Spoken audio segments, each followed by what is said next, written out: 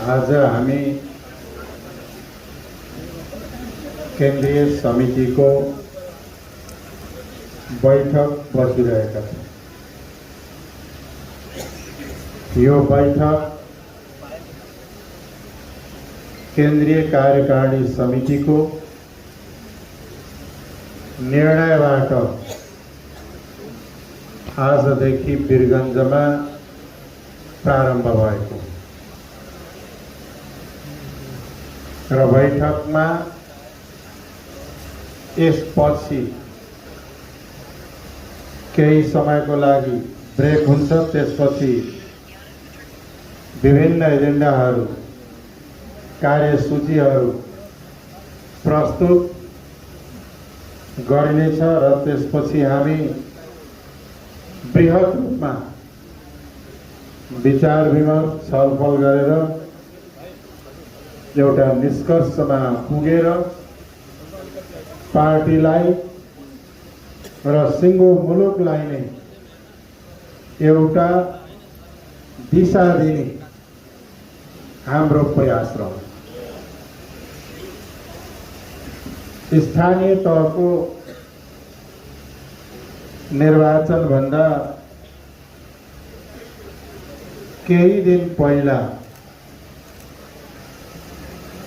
संघीय परिषदको बैठक बस्यो। संघीय परिषदको बैठक पछि केन्द्रीय समितिको बैठक बस्यो। केन्द्रीय कार्यकारिणीको बैठक बस्यो र हामी निर्वाचनमा गयौँ। बीचमा मुख्यालयका बैठकहरू पनि बस्यो। स्थानीय तहको निर्वाचन हुँदै गर्दा कतै कतै केही साथीहरूले हस्ताक्षर चलाउनु र त्यो हस्ताक्षर केका लागि हो भन्दाखेरि बैठक बोलाउनलाई हो। त बैठक बोलाउनलाई हस्ताक्षर गर्नुपर्छ र चुनाव सकिन्छ, बैठक बसिहाल्छ। अनि त्यसपछि फेरि केन्द्रीय कार्यकारिणी समितिको बैठक बस्यो अनौपचारिक रूपमा। त्यसमा डाक्टर साहबले आफ्ना दुई तीनजना मान्छे पनि पठाउनु। त्यसको पछिपल्ट फेरि फर्मली कार्यकारिणी समितिको बैठक बस्नु। बैठकमा आउनुहोस् भन्दा आउनु भयो। डाक्टर साहबले बैठक बोलाउनलाई हस्ताक्षर गराएको हो भन्ने, बैठक बोलाएपछि बैठकमा नआउ। कार्यकारिणी समितिले महत्त्वपूर्ण दुईटा निर्णय गर्यो। एउटा निर्णय सरकारमा मन्त्रीहरूको हेरफेर गर्ने। दोस्रो निर्णय आज र भोलि हुने यो केन्द्रीय समितिको बैठक बोलाउनु। कार्यकारिणी समिति पछि संसदीय दलको बैठक बस्यो। यहाँ मान्य सांसदहरू यही हुनुहुन्छ। बैठक बसिसकेपछि सरकारमा हेरफेर गर्ने केन्द्रीय कार्यकारिणीको निर्णयलाई संसदीय दलले अनुमोदन गर्यो र सरकारमा हेरफेर भयो।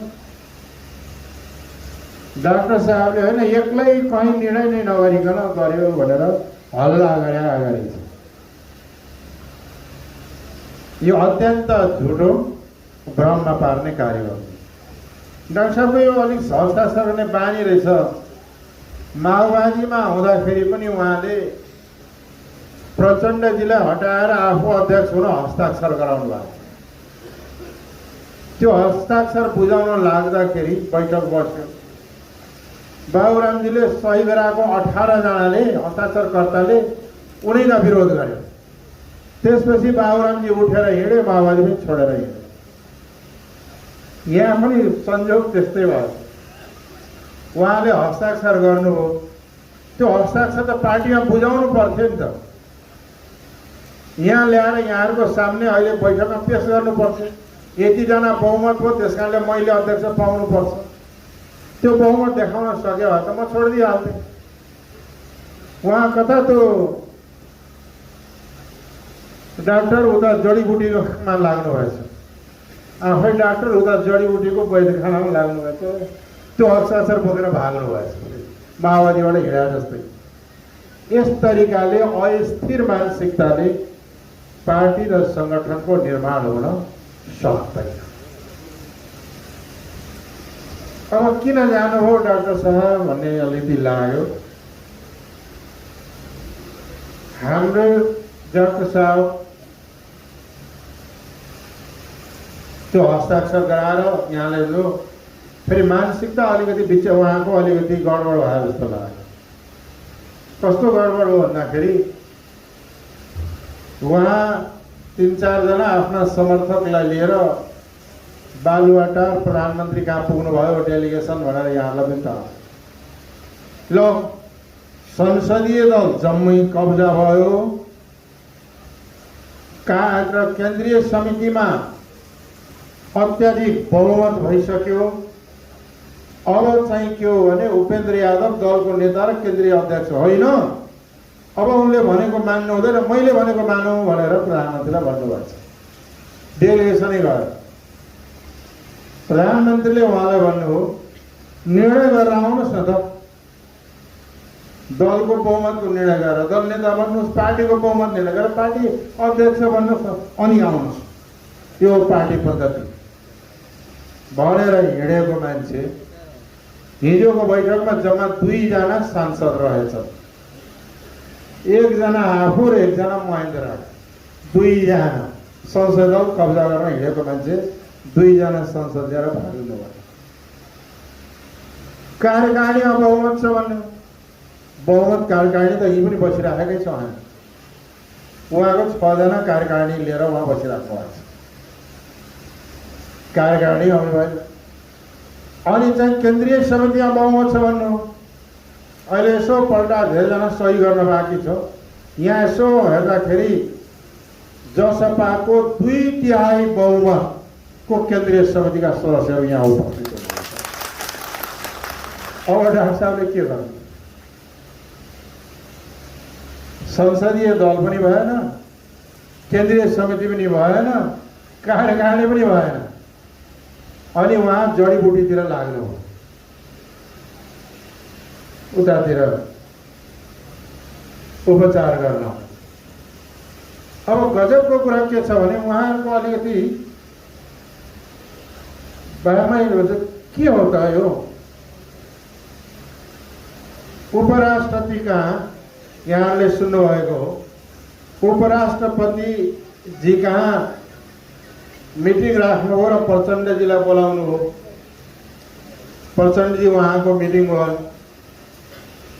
अनि मिटिङमा उहाँले के राख्नु प्रस्ताव भने पूर्व माओवादीहरू अब एक ठाउँ हुनुपर्छ। अनि मात्रै चाहिँ के छ भन्दाखेरि एउटा राजनीतिमा केही गर्न सकिन्छ भने। अनि पूर्व माओवादी एक ठाउँ हुन त जसपा फुटाउनु पर्यो भनेर फुटाउनलाई प्रचण्डजीलाई भन्नु बिहान। अनि बेलुका माधवजी कहाँ पुग्नु भयो। माधवजी कहाँ पुगिसकेपछि तपाईहरू नेकपा समाजवादी भनेर छ, हामी पनि समाजवादी, अब तपाईँ हामी मिलेर समाजवादी केन्द्र खोलौँ भनेर भन्नुभएको छ। बाबुरामजीले के भयो त भन्दाखेरि बाबुरामजीले भन्नु म त कम्युनिस्ट हो, आउँछ भने कम्युनिस्ट पार्टीमा आऊ, नभए जा। उता गएर माओवादी एकता गर्ने, यता आएर बेलुका चाहिँ समाजवादी केन्द्र खोल्ने। अनि भोलिपल्ट बिहान केपी ओली कहाँ पुग्ने, त्यहाँ जाँदाखेरि यो गठबन्धन भत्काएर नयाँ गठबन्धनको नयाँ सरकार बनाउन जाने, उता त्यस्तो कुरा गर्ने। अनि एउटा शक्ति केन्द्रमा गएर लौ अब लोकसभा र मलाई एकता गराइदिनु पर्यो, त्यो एकता गराइदिनु पर्यो भनेर कता कता गएर शक्तिहरूलाई गुहार्न जाने। उता लोकसभासँग एकता गर्ने कि यता माओवादीको चाहिँ एकता गरेर माओवादीको सबै जोड्ने कि माधवजीसँग गएर समाजवादी केन्द्र बनाउने कि जसपामा बस्ने हो। यो बाबुराम चाहिँ कुन चाहिँ बाबुराम हो बुझ्नै गाह्रो हो। उहाँको विचलन त्यहाँ देखिन्छ। त्यसपछि अर्को दिन फेरि प्रधानमन्त्री कहाँ जानुभयो, लौ मलाई 40% पार्टी फोड्ने कानुन ल्याइदिनु पर्यो भनेर पार्टी फुटाउनु छ भनेर त्यहाँ जानु। अनि पार्टी फुटाइसकेपछि अनि यही गठबन्धनमा रहेर काङ्ग्रेससँग सहकार्य गर्छु भन्नु। फेरि त्यसको 2 दिनपछि जानुभयो, 40% त अलिक गडबड हुने भयो, 20% को त्यो माधवजी र महन्तजी फुटाउने बेला जुन थियो नि हो त्यो चाहिँ बिउताइदिनु पर्यो भनेर जानु। दौडिँदै हो त्यता पार्न लागेपछि अनि उहाँ हाम्रो वरिष्ठले भने जस्तै उहाँ म कहाँ आउनु, मसँग भेट्छु भन्नु, ल आउँ बस्नु। मैले त के सोचेको थियो नि यो डाक्टर साहब कहाँ कहाँ धाइरहेका छन्, कहाँ दौडिरहेका छन्, हैरान छन् पार्टी फुटाउनलाई। अब त चित्त बुझ्यो होला, अब आएर मिलाएर जाउँ भनेर सोचेर म पनि गएँ। अनि भेटघाट गर्दाखेरि उहाँले 2टा कुरा ठोस कुरा राख्नु। जुन कुरा उहाँले काठमाडौँ र गोर्खाको सम्पर्क समितिमा उहाँले भाषणै सुनाउनु। त्यो 2टा कुरा के हो त भन्दाखेरि जसपामा 3 थरीको भयो भने एउटा मधेसीहरू, मत शब्द चाहिँ उहाँले अर्कै लिनु हो, एउटा विचारकाहरू क्षेत्रीयताहरूमा क्षेत्रवादीयतावादी भए, यानी मधेसीहरू मधेसका मुक्तिका कुरा गरे, क्षेत्रीयतावादी कुरा भयो। अनि उहाँले मलाई पनि त्यही भन्नु, तपाईहरु चाहिँ मधेसको कुरा गर्नुहुन्छ, क्षेत्रको कुरा गर्नुहुन्छ, अनि अर्को थरी अशोकजीहरूतिर उहाँहरू यसो हाम्रो शिवलालजीतिर हेरेर होला, अर्को चाहिँ जनजातिहरू जातिवादी कुरा गर्छ। क्षेत्रीयवादी र जातिवादी कुरा गर्नुहुन्छ, म राष्ट्रिय कुरा गर्छु। त्यस कारणले अब राष्ट्रिय कुरा गर्नलाई अब म चाहिँ अलग हुन्छु भनेर उहाँले कुरा राख्नु। अब मैले मानेको छु कि मधेस राष्ट्र हो कि होइन, जनजातिहरू विभिन्न राष्ट्रियताका छन् कि छैन। नेसनालिटी भनेको राष्ट्र पनि हो जाति पनि हो, कास्ट भनेको अलग चिज हो। अब यी मञ्चमा हेर्नु हो भने उहाँ हाम्रो युवराजजी परशुरामजी हुनुहुन्छ, अहिलेको गलत परिभाषा हो त्यो खसाएर, यो परिभाषै गलत छ। त्यही पनि त्यहाँ अन्तर्गत उहाँलाई राखिदिएको छ। यता यसो हेर्नु हो भनेदेखि हाम्रो राजेश नेवार हुनुहुन्छ, उहाँ हुनुहुन्छ, उता छेउमा रकम चेन्जिङ हुनुहुन्छ, उहाँ अशोकजी हुनुहुन्छ।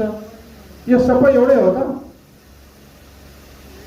यो त विविधता त छ नि, यता हामी छौँ भन्दाखेरि नेपाल धेरैवटा राष्ट्रहरू, धेरैवटा नेसनालिटिजहरू मिलेर बनेको मुलुक हो र ती नेसनालिटिजहरूलाई यहाँका शासक जातिले, शासक वर्गले उनीहरूको शक्ति, उनीहरूको प्रतिनिधित्व, उनीहरूको पहिचान, उनीहरूको भाषा, उनीहरूको संस्कृतिलाई समाप्त पार्ने कार्य 2-250 वर्षदेखि गर्दै आएको। उदाहरण छ आएको। यहाँ धेरै राष्ट्रियता हामी छौँ। यी पनि हामी धेरैवटा राष्ट्रियताका छौँ। उहाँ हाम्रो हिमाली क्षेत्रका शेर्पा हुनुहुन्छ, आङकाजी शेर्पा, उहाँ तपाईँ आङदान्डी शेर्पा, एउटा अलगै राष्ट्रियता हो। के अरे पूर्वको अलगै राष्ट्रियता छ, मधेसको अलगै छ, तपाईँको खसाङको अलगै छ, मगराजको र उता तमुवानको अलगै छ, चाम्बासाली के तामसाली तामाङहरू अर्कै छ। धेरैवटा राष्ट्रियताहरू मिलेर बनेको यो देश हो र यो देशमा शासक जातले त्यो जाति पनि होइन, शासक जात र वर्गले 250-300 वर्षदेखि के गरे त भन्दाखेरि ती राष्ट्रियताका सत्ता शक्ति खोसे, तिनको भाषा संस्कृतिलाई मेटाउने, उनको साहित्यलाई मेटाउने र उनीहरूको चरम शोषण गर्ने, पहिचानलाई मेटाउने कार्य गरेको छ। हाम्रो पार्टीको उद्देश्य घोषणा पत्रमा लेखिएको छ, यी राष्ट्रियताकाहरूलाई पहिचान सहित स्वायत्ता र सुशासन दिलाउने र राज्य सत्ता शक्तिमा समानुपातिक समावेशीकरण गराउने। उहाँलाई यो मन परेको छैन, उहाँलाई यो मन पर्दैन। यहाँ हाम्रो पार्टी अरू पार्टीमा फरकै हो। हाम्रो पार्टी उत्पीडित जात जाति, चाहे ती मधेसी हुन्, चाहे आदिवासी हुन्, चाहे जनजाति हुन्, चाहे दलित हुन्, चाहे ती थारू हुन्, या लिङ्गमा महिलाहरू हुन्, या उत्पीडित समुदायहरू छन्, तिनको मुक्ति, तिनलाई तिनीमाथि भएको शोषण उत्पीडनलाई अन्त्य नगरिकन, तिनलाई बराबरीको हक अधिकार र अवसर नदिइकन, तिनीहरूको ती समुदायहरूलाई जातीय उत्पीडनबाट मुक्त नगरिकन समानताको समाज बन्न सक्दैन। र समानतामाथि आधारित जहाँ समाज बन्दैन, जहाँ शासन प्रणाली हुँदैन, त्यहाँ लोकतन्त्र पनि अर्थहीन हुन्छ। जहाँ समानता हुँदैन, जहाँ लोकतन्त्र हुँदैन, त्यहाँ चाहिँ कस्तो खालको समाजवाद हुन्छ? त्यहाँ समाजवाद हुन सक्दैन। त्यहाँनिर हाम्रो धारणा यसमा स्पष्ट छ। यसलाई उहाँले जातिवादी र क्षेत्रवादी, क्षेत्रीयतावादी भन्नुहुन्छ। अब यो जातिवादी क्षेत्रवादीमा लाग्ने, अर्को राष्ट्रवादी के अरे राष्ट्रियवादीमा लाग्ने, अनि एक ठाउँ बस्न सकिएन। अब म त हिँड्न लागेको, झगडा नगरिकन हिँड्न लागेको भनेर उहाँ उठेर जानु। अब हाम्रो पार्टीले यो मुद्दा छोड्न सक्दैन। उत्पीडित जात जाति क्षेत्र र वर्गको उत्पीडनको विरुद्धमा लडाईँ लड्दै आएको पार्टी यो मुद्दालाई कहिले पनि छोड्नै सक्दैन। जबसम्म समाधान हुँदैन तबसम्म सङ्घर्ष गरिरहन्छ। क्लियर? डाक्टर साहबलाई यो नै नपचेर उहाँ अलग हुनुभएको साँचो कुरा चाहिँ त्यो। अरू सब बहानाबाजी मात्रै, अरू सब बहानाका कुरा मात्रै हो। र अब विकास समृद्धिका कुरा उहाँले ठाउँ ठाउँ भन्नु समृद्धिका कुरै गर्दैन। भाषण गरेर समृद्धि आउँदैन। यहाँ मैले रातभरि भाषण गरेँ भने वीरगञ्जको उद्योग कारखानाहरू चल्न थाल्दैन।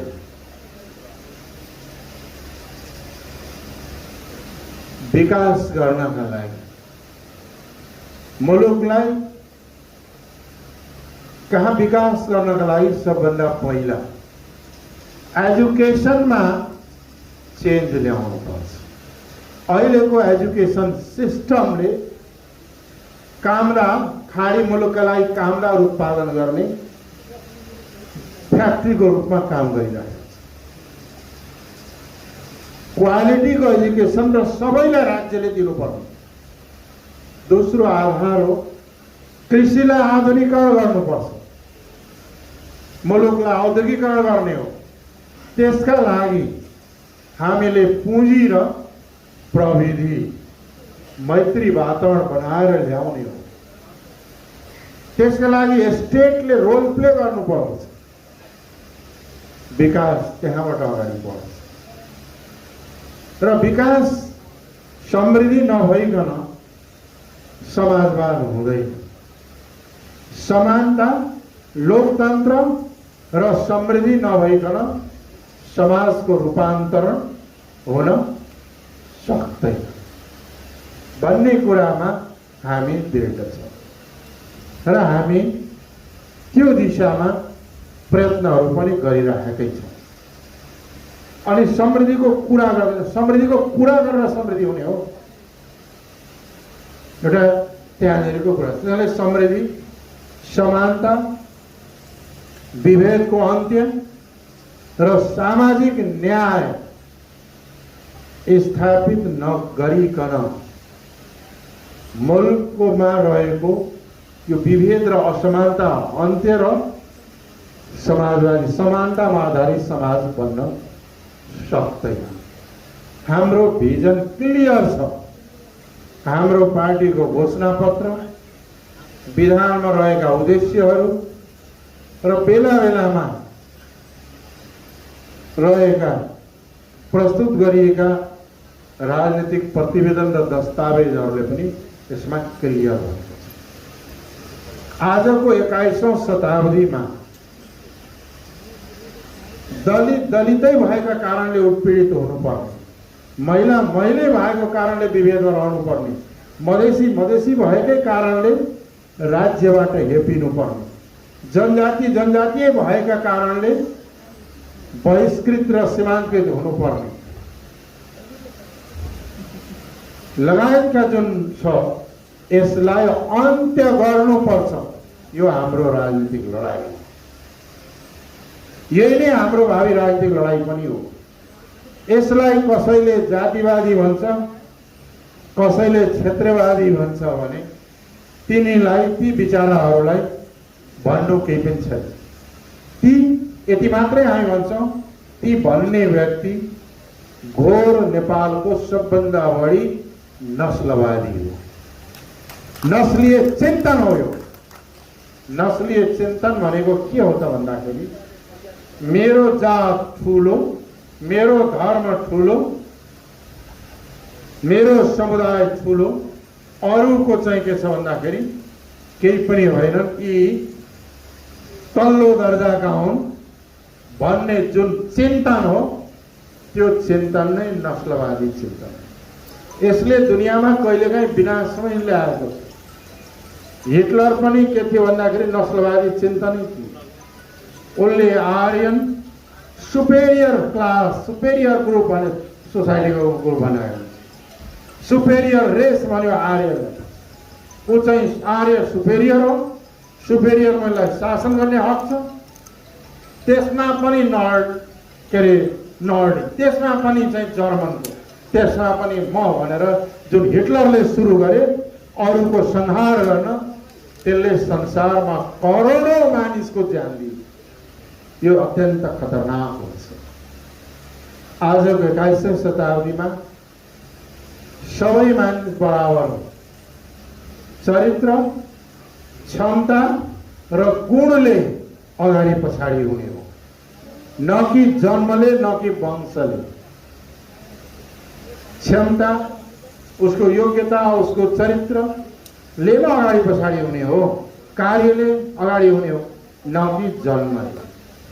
यो अहिलेको युगको थियो। त्यसले गर्दाखेरि के हो त भन्छ भन्दाखेरि त्यो एउटा नस्लवादी चिन्तन नै हो, जसले राष्ट्रिय मुक्तिहरूका सवाललाई, जसले जातीय, वर्गीय र क्षेत्रीय उत्पीडनका सवालहरूलाई, लैङ्गिक उत्पीडनका सवालहरूलाई जसले जातिवादी, क्षेत्रीयवादी भन्छन्, ती के हुन्? घोर नस्लवादी। ती लोकतन्त्रवादी पनि हुन सक्दैन। अब यति भनेपछि डाक्टर साहबले आफ्नो बाटो लाग्ने गर्नु। अब विधि सम्मत कुरा गर्नुहुन्छ। कार्यकारिणी समितिले निर्णय गरेको बैठक त यहाँ छ नि, डाक्टर साहब त यहाँ आउनुपर्ने हो नि। त्यहाँ कसले निर्णय गर्यो? बैठक बोलाउने अधिकार विधानले कसलाई दिएको छ? कसले बैठकको अध्यक्षता गर्ने? भयभरका अलिकति भेला गर्यो अनि त्यसलाई गुमराह गर्यो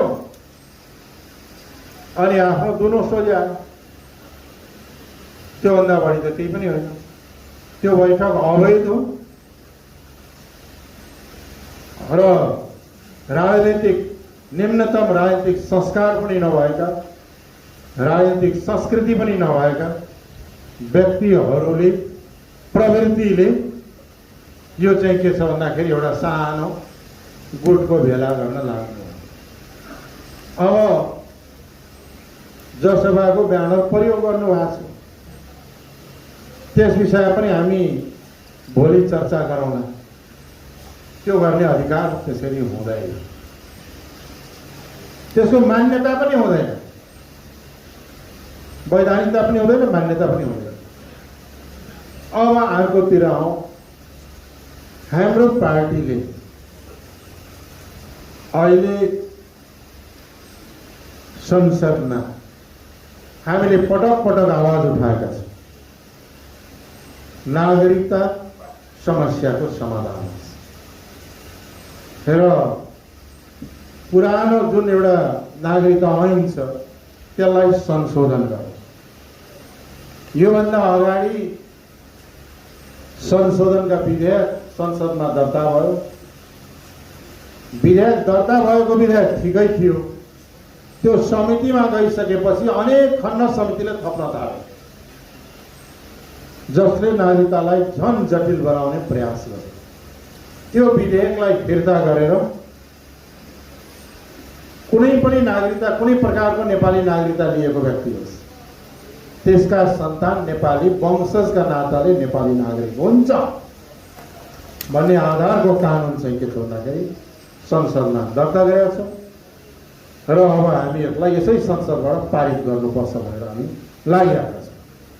त्यहाँदेखि त्यो पारित गरिसकेपछि लगभग 8-9 लाख व्यक्तिहरूले नागरिकता पाउनेछ, जसमा ठुलो सङ्ख्या जन्मसिद्ध नागरिकका सन्तानका रहेका छन्। ठुलो सङ्ख्या, अरू पनि छन्, ठुलो सङ्ख्या त्यहाँ रहेको। अब हाम्रो अहिलेको प्रयास सङ्घीयता प्रणालीमा हामी गयौँ। मधेस आन्दोलन ऐतिहासिक जनविद्रोहको यो भूमि पनि हो र त्यत्रो मधेसका सपुतहरूले देशका अन्य सपुतहरू ठाउँमा पनि विभिन्न सङ्घर्षहरू भए नेपालमा, तर खास गरी मधेस जनविद्रोहपछि अरूको पनि योगदान छ। नेपाल सङ्घीय लोकतान्त्रिक गणतन्त्र हो। अन्तरिम संविधानमा म यहाँलाई 2-3 कुराहरू दोहोऱ्याउन चाहन्छु। अन्तरिम संविधानमा हामीसँग भएको सम्झौता, म यो त्यहाँ हस्ताक्षर गर्ने प्रधानमन्त्री गिरिजाप्रसाद कोइराला हस्ताक्षरकर्ता थिए। के थियो भन्दाखेरि नेपाल सङ्घीय लोकतान्त्रिक गणतन्त्र हुनेछ। अन्तरिम संविधानमा लेखिएको छ धारा 138 को क मा नेपाल सङ्घीय के अरे लोकतान्त्रिक गणतन्त्र हुनेछ। त्यसपछि अर्को ठाउँमा के छ भन्दाखेरि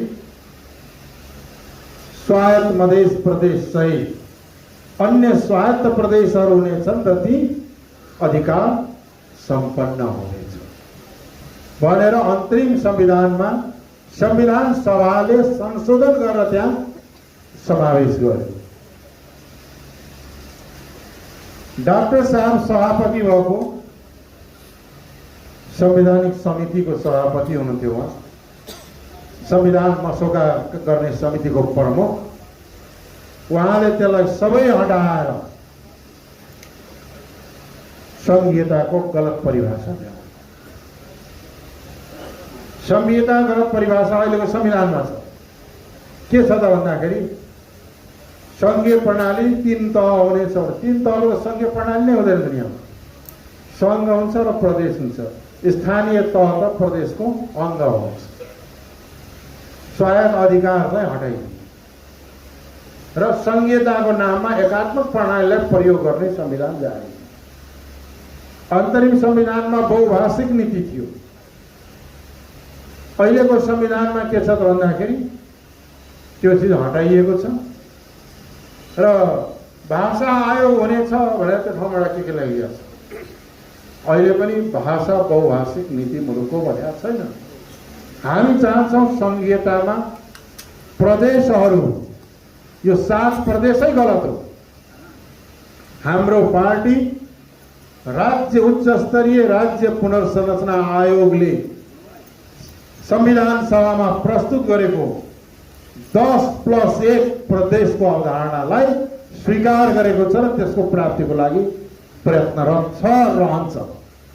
10+1 10 प्रदेशको अवधारणा हाम्रो अवधारणा, जुन अवधारणामा दुईटा आधारमा प्रदेशको संरचना गर्ने भनिएको छ। एउटा पहिचान र अर्को सामर्थ्य।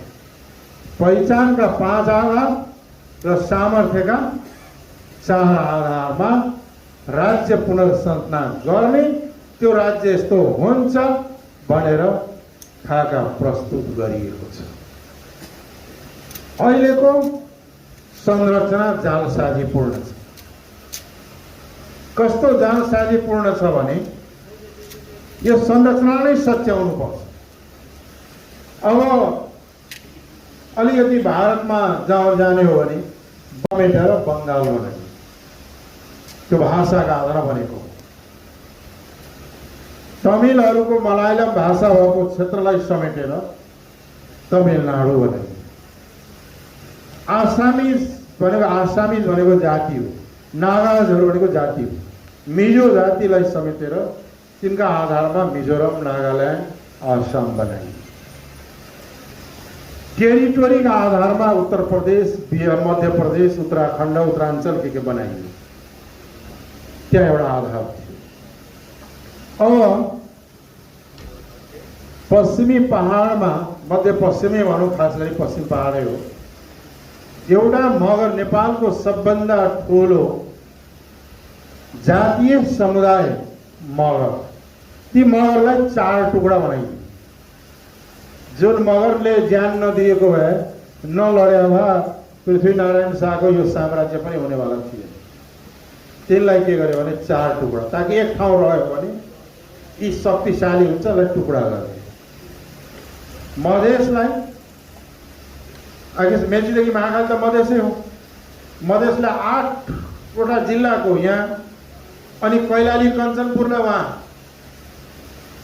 सुदूरपश्चिममा झुन्ड्याइदिए, सुनसरी मोरङलाई उता झुन्ड्याइदिए, ताकि एक ठाउँ यी बस्न नसकुन् भनेर। अनि अर्को तामाङहरू, सेकेन्ड लार्जेस्ट कम्युनिटी भनेको तामाङ हो।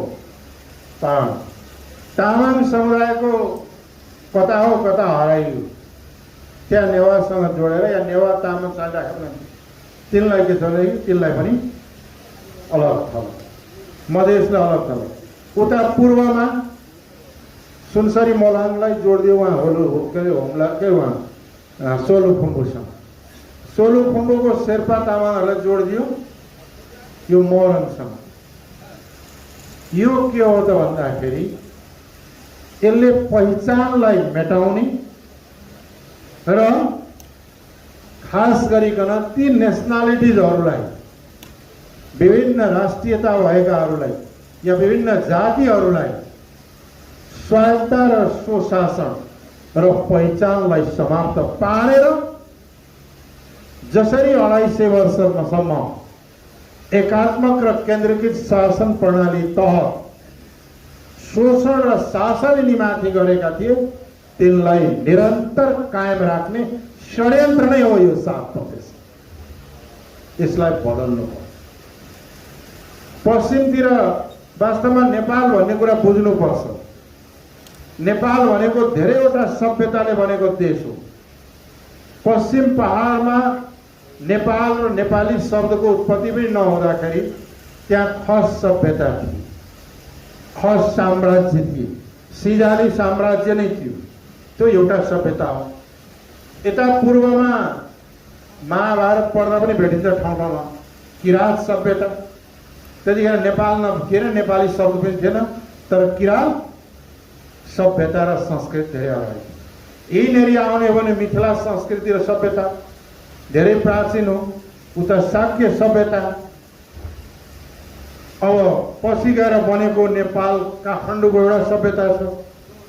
त धेरैवटा सभ्यताहरू मिलेर बनेको अहिलेको नेपाल हो। ती सभ्यता र संस्कृति र तिनको पहिचानलाई मेटाउने र समाप्त पार्ने षड्यन्त्र हुँदैछ। अस्ति एकजना लाल कामरेडहरू भेट भए, एउटा ग्रुपै थिए। ती मध्ये एकजनाले 1 नम्बर प्रदेशको नाम के राख्ने भने,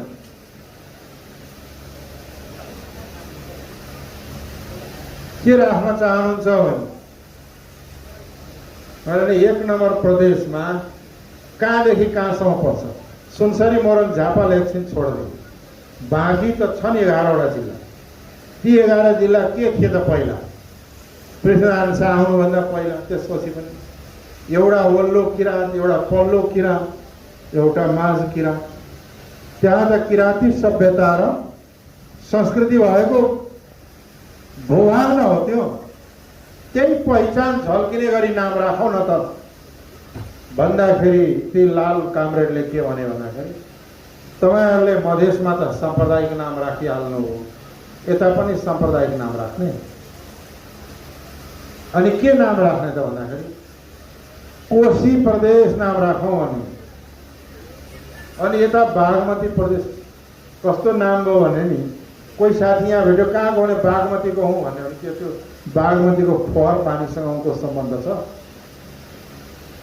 अनि बागमती प्रदेश, उता गण्डकी प्रदेश, उता नारायणी के प्रदेश राखे। जब मधेस प्रदेश बनिसकेपछि पहिचानमाथि आधारित प्रदेशको जन्म भयो र अब 1 नम्बर प्रदेश पनि पहिचानमै आधारित हुनुपर्छ। हाम्रो स्पष्ट धारणा, त्यहाँको प्राचीन सभ्यता, प्राचीन इतिहास र संस्कृति र सभ्यतालाई आधार मानेर तिनलाई पहिचानमा आधारित नाम देऊ भन्दा साम्प्रदायिक हुने। त्यसो हो भने भारतमा मैले सोधे, यो बिहार प्रदेश नभएर गंगा प्रदेश हुन्थ्यो। पन्जाबमा त्यहाँ बग्ने नदीको नामबाट प्रदेश हुन्थ्यो। आन्ध्रमा कावेरी प्रदेश हुन्थ्यो होला। अनि आसाममा आसाम प्रदेश नभएर ब्रह्मपुत्र प्रदेश हुन्थ्यो। त्यहाँ त त्यसो भएन नि। अनि उहाँले भन्छ यहाँको सभ्यता त कोशीको सभ्यताबाट आएको हो। कोशीको सभ्यताबाट, कोशीका कुन सन्तान थिए, के संस्कृति थियो, के सभ्यता भयो, कोशी किनारमा बसे होला, त्यो अलग थियो। भन्दाखेरि के हो भने पहिचानको लडाई र समानुपातिक समावेशिताको लडाई र जातीय लैंगिक असमानता र भेदभावको समाप्त पार्ने लडाई लड्ने पार्टी जनता समाजवादी पार्टी मात्रै हो, अरू कोही लड्दैन। यसका विरुद्धमा पटक पटक षड्यन्त्रहरू हुँदै आएका छन्। ती षड्यन्त्रहरू अहिले पनि भइरहेछन्, भोलि पनि हुन सक्छ। यस्ता षड्यन्त्रलाई समयमै चिनेर ती समाप्त पार्न हामी तयार हुनुपर्छ। अब अर्को कुरा रह्यो विकास र समृद्धिको कुरा यथार्थ नै हो। अब हामी चाहन्छौँ संविधान संशोधन गर्न। हामी भन्छौँ यो संविधान प्रतिगमनकारी दस्तावेज हो। किन प्रतिगमनकारी हो भने, प्रतिगमन भनेको के त पहिला पाएको अधिकार खोज्नु न प्रतिगमन हो। अन्तरिम संविधानमा स्वायत्त प्रदेशको कुरा गरिएको थियो, पहिचानको कुरा गरेको थियो, त्यो अहिलेको संविधानमा हटाइयो। पहिलेको संविधानमा समानुपातिक समावेशिता सामुदायिक जनसङ्ख्याका आधारमा रेसियोमा हुनुपर्छ भनेको, अहिले त्यो हटाइयो। भनेपछि पहिला अन्तरिम संविधानले पाएका अधिकार पनि खोसेर बनाइएको यो संविधान प्रतिगमनकारी नै हो।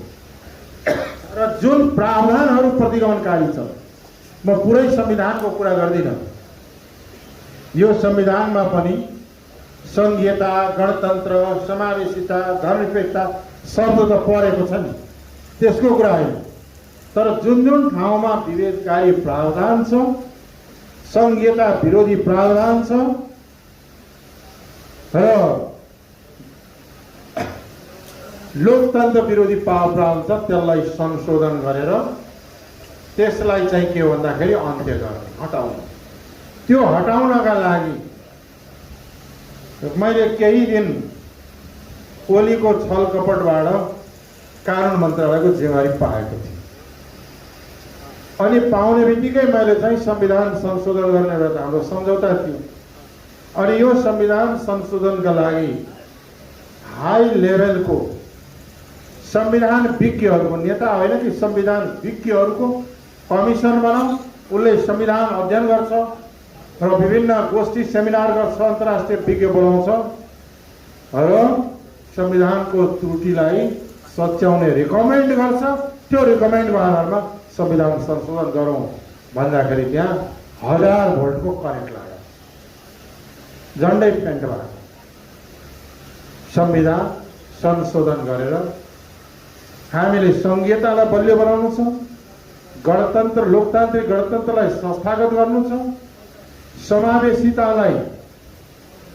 समावेशितालाई फराकिलो बनाएर लानु छ, हामीले सबै राष्ट्रियताका, सबै जातिका पहिचानहरूलाई स्थापित गर्नु छ, बहुभाषिक नीति लागू गर्नु छ र यसको साथसाथै अहिलेको यो निर्वाचन प्रणालीलाई पनि बदल्नुपर्छ। अहिलेको निर्वाचन प्रणाली जुन विगतमा देखियो, यहाँहरू लड्नु हो, हामी लड्यौँ, यही तरिकाले अगाडि बढ्ने हो भने यो लोकतन्त्र धनतन्त्र र लुटतन्त्रमा बदलिनेछ।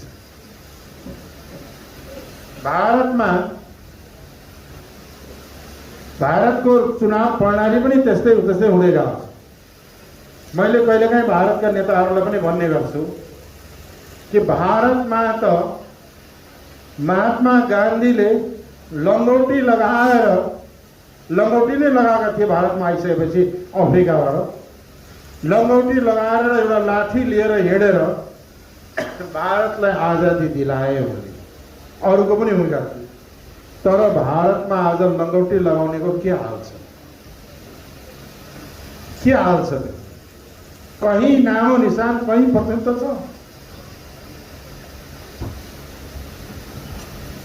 नेपालमा पनि यत्रो बलिदान दिएर पाएको लोकतन्त्र, यही निर्वाचन प्रणाली, यस्तो महँगो निर्वाचन प्रणाली रहिरह्यो भने मध्यम वर्ग, निम्न वर्गबाट आएका र बौद्धिक व्यक्तित्वहरू देश जनतालाई के गर्न चाहनेहरू चुनाव लड्नबाट डराउँछ,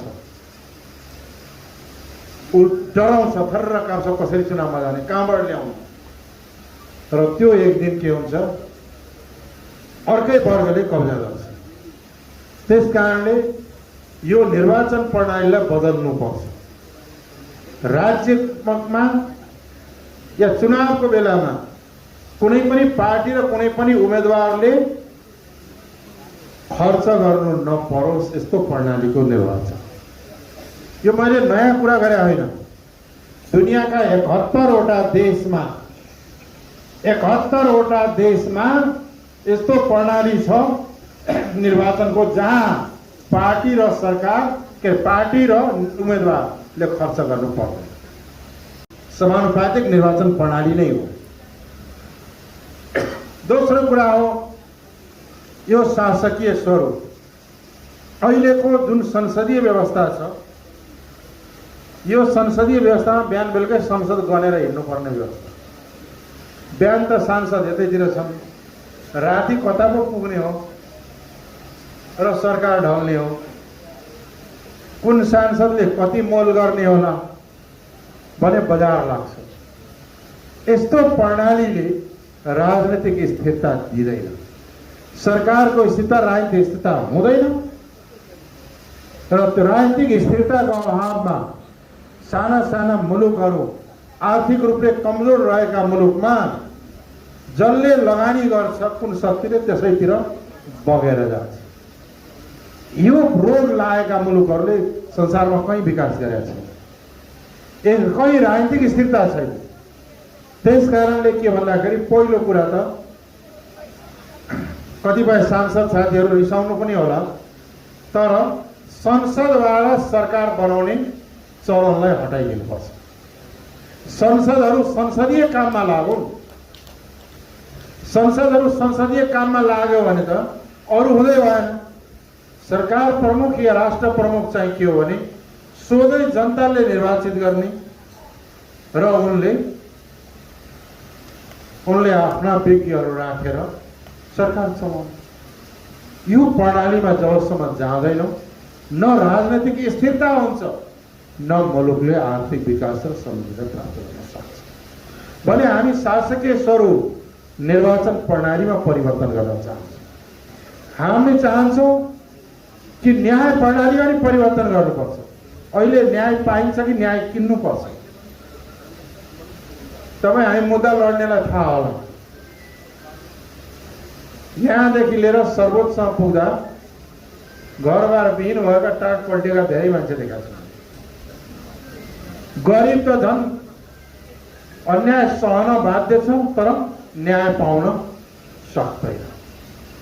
न्याय भनेको पाउने चिज हो, खरिद्ने चिज त होइन नि। बजारमा तरकारी बेचे जस्तो न्याय त बिक्ने चिज होइन। अहिलेको जस्तो महँगो न्याय प्रणाली र अराजक अव्यवस्थित न्याय प्रणालीले मुलुकमा ठुलो अनिष्ट ल्याउँछ। मुद्दाकै कुरा गर्ने हो भने एकजना सर्वोच्च अदालतका न्यायाधीशसँग 21 जना न्यायाधीशको पदोन्नति छ, 18 जना न्यायाधीश हुन्छन्, कोही बिदामा जान्छ। अहिले 24,000 मुद्दा छ सर्वोच्चमा। दिनमा 4-5 वटा मुद्दा फैसला हुन्छ, 5-7 वटा 15-20 वटा दर्ता हुन्छ डेली। 24,000 छ, त्यो कहिले टुङ्गिने हो? अनि जनताले कसरी न्याय पाउँछ भन्दाखेरि न्याय सहज र जनताको पहुँचमा हुनुपर्छ, प्रणालीमा किन नलैजाने। लोकतन्त्रमा न्याय सबैले पाएन भने लोकतन्त्रको के अर्थ हुन्छ? त्यसले त्यस्तो प्रणालीमा बदल्नुपर्छ। त्यसले गर्दाखेरि थुप्रै परिवर्तनहरू हामीले ल्याउनु परेको छ। यत्रो परिवर्तनका कुरा हामी गरिरहेका छौँ। विगतमा पनि हामीले विद्रोह गर्यौँ वीरगन्जमा। यो विद्रोहले सबैको हितमा छ नि। आज कोटा प्रणाली हो, मधेसी पनि, आदिवासी जनजाति पनि, दलित पनि, महिला पनि, खसारीको पनि कोटा छ। यो कहाँबाट? यो साम्प्रदायिक आन्दोलन भए पाउँथे त कोटा। त्यसले गर्दाखेरि यो हेर्ने दृष्टिकोणै दूषित भइसकेपछि बाँकी। त्यसले गर्दाखेरि के हो त भन्दाखेरि हामी वास्तवमा हाम्रो पार्टी कास्ट बेस या क्लास बेस या एथनिक बेस या जेन्डर बेस, यानी जातका आधारमा या जातिका आधारमा, समुदायका आधारमा या लिङ्गका आधारमा या धर्मका आधारमा या भूगोलका आधारमा मानवमाथि गरिने सबै खालका भेदभावलाई जडैदेखि उखलेर फाल्नलाई जन्मिएको यो पार्टी। अब यही ठाउँ बुझाइमा पनि फरक हो। डाक्टर साहबको बुझाइ के हो भने काङ्ग्रेस कम्युनिस्ट जस्तो अलिक ठुलो पार्टी बनाऊ, अलिक धेरै सिट हुन्छ अनि सब ठिकठाक। त्यो हो विकल्प, वैकल्पिक शक्ति। हाम्रो बुझाइ हो कि शोषित पीडित यी समुदाय जनताका मुक्ति दिलाउने र मुलुकको अर्थतन्त्रलाई सुदृढ गर्ने सङ्घीय गणतन्त्रलाई संस्थागत गराउने शक्ति नै काङ्ग्रेस कम्युनिस्टको वैकल्पिक शक्ति हो। ठुलो भनेर वैकल्पिक हुँदैन, विचार नीति र कार्यक्रमले वैकल्पिक हुन्छ। फेरि कहिलेकाहीँ विचित्र कुरा पनि हुन्छ। विचित्र कुरा कहाँ हुन्छ भन्दाखेरि अस्थिर मानसिकतामा एक दिन अब केपी ओलीको प्रतिगमनकारी कदमका विरुद्ध लड्ने भयो। अनि के गर्ने त भन्दाखेरि हाम्रो पार्टीले निर्णय गर्यो, हामी अगाडि बढ्यौँ। अब कङ्ग्रेसलाई अरूलाई पनि ल्याउनु पर्यो भन्ने कुरा हो। अनि कङ्ग्रेस कहाँ हामीले धाउँदा धाउँदा तयार गर्यौँ यो प्रतिगमनकारी सरकारलाई ढाल्ने भनेर। उहाँ पनि सँगसँगै हुन्। पहिला काङ्ग्रेस तयार थिएन, पछि तयार भयो। जब तयार भए काङ्ग्रेस, यतापट्टि दौडेर राति 12 बजे केपी ओली कहाँ पुगेर काङ्ग्रेस त तयार हो, अब मलाई प्रधानमन्त्री बनाऊ, नभए काङ्ग्रेसलाई लान्छ। अनि बाहिर भन्दा केपी चाहिँदैन भन्ने, भित्र चाहिँ त्यो खेलमा लाग्यो। यस्ता खालको दोधारे प्रवृत्ति, यस्ता खालको पाखण्डीपनलाई चाहिँ के भन्दाखेरि यो पाखण्डीपनले समाजलाई बदल्दैन। फेरि लत्त छोडेर पनि यिहाल्नु हो। अब हामी विभिन्न आन्दोलनमा लाग्यौँ। म पनि विभिन्न आन्दोलन हुँदै मधेस जनविद्रोहमा लागेँ। मधेस जनविद्रोहमा धेरै शहादत प्राय भए, धेरै घाइते छन्, अहिले पनि उपचार गर्नु परेको छ। म यो लिगासीलाई छोडेर जान सक्दैन। यो लिगेसीलाई छोड्दै सकिँदैन, किन यो मेरो दायित्व हो नि। बरु नेपाली एक जमाना बिपी कोइरालाका थिए। बिपी कोइराला 32 सालमा नेपाल आएपछि उनलाई मृत्युदण्ड दिने मुद्दा चलाइयो, यहाँलाई थाहा छँदैछ। र उनीमाथि आरोप लगाइयो, ओखलढुङ्गा काण्ड, त्यो यज्ञबहादुरले गरेको त्यो काण्ड, अनि राजा वीरेन्द्रमाथि बम हालेको काण्ड लगायतका काण्डहरूमाथि आरोप लगाएर बिपी कोइराला मुद्दा चलाइयो। बिपी कोइरालालाई सोधियो बयानमा, के यो तपाईँले गराएको हो? बिपी कोइरालाले शुद्ध भने उनका बयानमा मैले पढेको थिएँ, प्रत्यक्ष रूपमा म संलग्न नभए पनि, आफू संलग्न नभए पनि यसको नैतिक जिम्मेवारी म लिन्छु। नैतिक जिम्मेवारी लिन्छु भने आउने सुप्रिम कोर्टको बयान। त्यो के हो भने नेता हो। यहाँ त त्यत्रो जनयुद्ध गरे, 17,000 मान्छे मारे, लाखौं बेघरबार भए, अपाङ्ग भए। जुन पार्टी अन्तर्गत त्यत्रो गराइयो त्यसलाई छोडेर हिँड्नु हो नयाँ शक्ति। त्यत्रोलाई छोडेर भाग्न मिल्छ आफैले गराएको उसमा, कि त्यो लिगेसीलाई बोकेर एउटा सही ठाउँमा लैजाने हो, उहाँ छोडेर हिँडिदिनु। फर्स्ट नयाँ शक्ति भन्दै त्यो जम्मै छोडेर हिँडिदिए। अवस्था के छ त भन्दाखेरि प्रकाशले बनाएको पीर गीतको भिडियो क्लिप यहाँहरूले हेर्नु। पीर भनेर प्रकाशले बनाएको एउटा छ भने के बेहालमा छ ती लडाका, ती व्यक्ति जसले त्यत्रो क्रान्तिमा साथ दिए। त्यसले लड्दै छोडिदिएर यहाँबाट पन्छेर नेता भाग्न मिल्दैन। भाग्ने हो भनेदेखि त्यो नेतै हो। झन् तपाईँको यहाँ त मधेसी जनजाति खस क्षेत्र के तपाईँको खस फेरि के छ भन्दाखेरि यहाँ गलत परिभाषा लागेको छ। खस भनेको खसान खसानको खस सभ्यताबाट हुर्केको। कान्याकुज र तपाईँको गढवालबाट आएको मान्छे खस होइन। कहाँबाट लगेर पगडी भिडाइदिए युवराजजीले, सबलाई खस बनाइदिने। कान्याकुजबाट आएको, उताबाट आएको मान्छे कसरी खस हुन्छ? आसामबाट आएको मान्छे कसरी खस हुन्छ? खसान सिजाली सभ्यता जुन थियो तपाईँको के अशोक चल्ल, नागराज चल्लको बेलाको, तिब्बतदेखि लिएर यहाँदेखि लिएर अफगानिस्तानसम्म त्यो पहाडी क्षेत्रमा वास्तवमा त्यो सभ्यता संस्कृति न खस संस्कृति हो।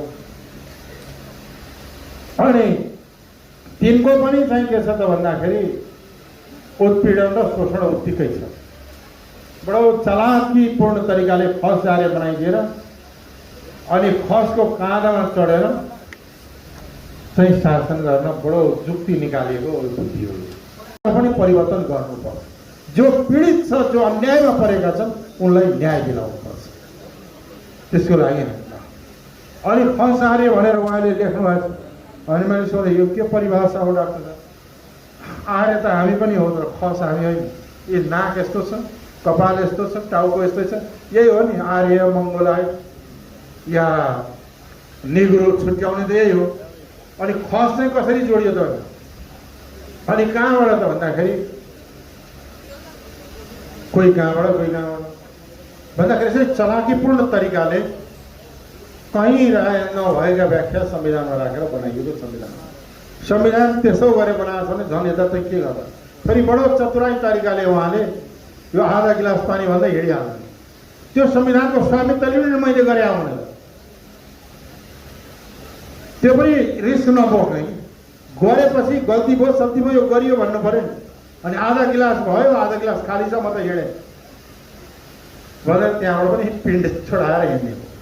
अब तीसम्म तिनले तपाईँ हाम्रो शोषित उत्पीडित वर्गको र जातिको मुक्तिका लागि नेतृत्व गर्दैला र लड्दैला भन्ने कल्पना पनि गर्न बेकार हो।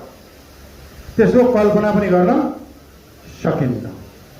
त्यो के हो त भन्दाखेरि जो शोषित छ, जो उत्पीडित छ, जो अन्यायमा परेको छ, तिनै अर्गनाइज भएर सङ्गठित भएर अन्यायका विरुद्धमा लड्यो भने मात्रै चाहिँ के छ भन्दाखेरि अधिकार र परिवर्तन अगाडि बढ्छ। अधिकारको प्राप्ति सँगसँगै परिवर्तन अगाडि बढ्छ।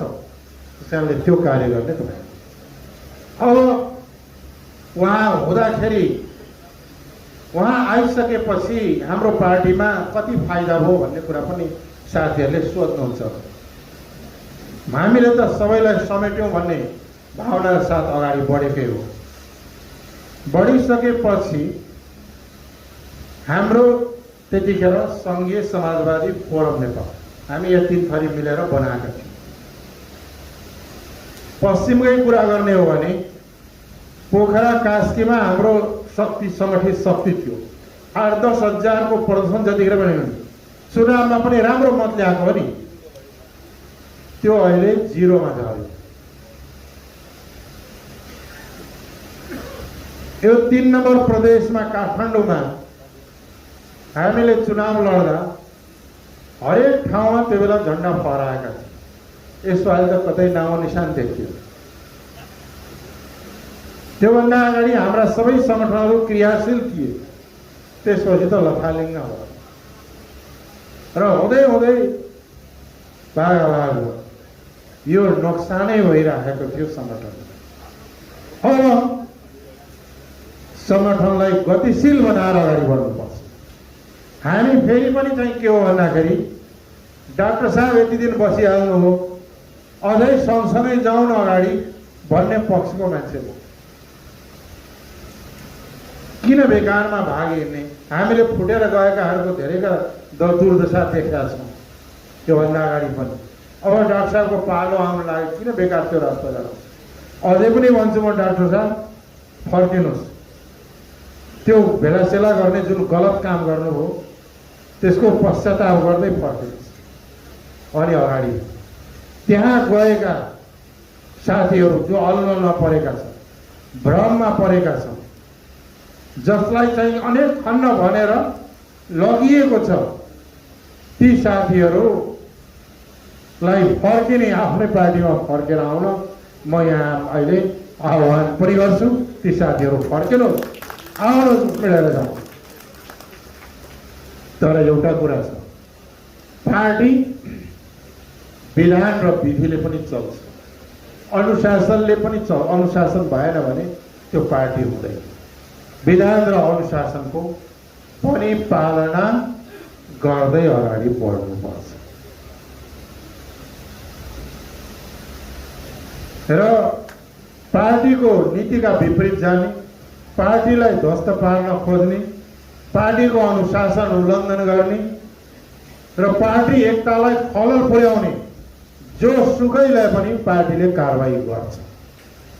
अब यस विषयमा हामी भोलि छलफल गर्छौँ र त्यो अगाडि बढ्छ।